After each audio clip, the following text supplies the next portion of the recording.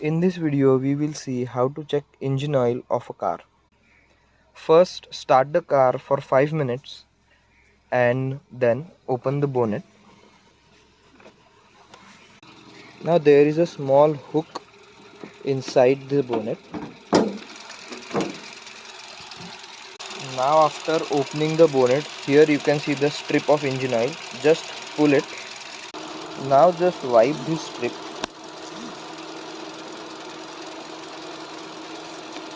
and dip it again and pull it back. Now there is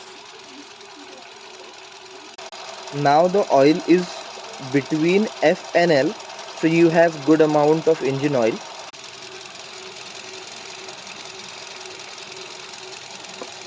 And check the color of the engine oil, and if the color is dark brown or black, you need to change the engine.